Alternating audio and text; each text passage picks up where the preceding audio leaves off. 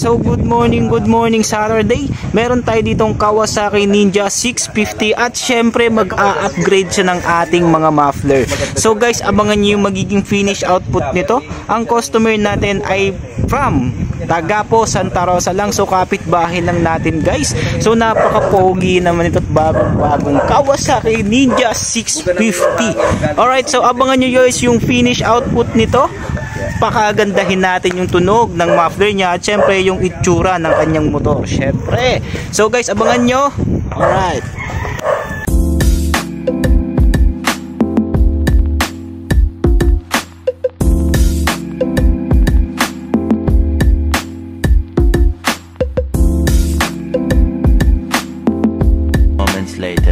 Alright guys, so ito na nga po yung finish output ng Kawasaki Ninja 650. So ang in-upgrade ng ating client ay MIBB muffler via cut delete with resonator. So ito guys yung finish output, napakaganda, diba?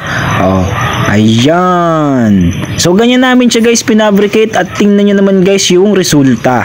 Alright, napaka-pogi naman, diba? So guys, sound check tayo without silencer. Alright guys, so isang throttle.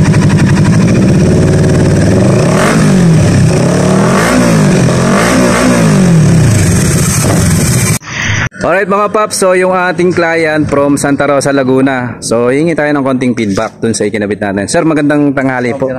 So ano pong pangalan nila sir? Nelson.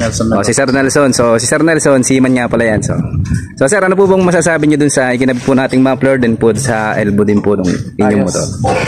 Ayos, maganda siya. Alright sir, so shoutout sir sa mga kakilala mo dyan. Baka may gusto kayong shoutout. Ay, mga bayo ko dyan sa Progressive, sila Totosi at saka Trinity. Oh, so Mrs. ko si Nanetsy. Alright ma'am, shoutout po sa inyo. So sir, thank you po. Thank you. Okay. Sobrang swabe guys, 'di ba? So sa mga willing ng ganyang setup, mga ganyang muffler, message nyo lang kami, Marjo Accessories and Mufflers.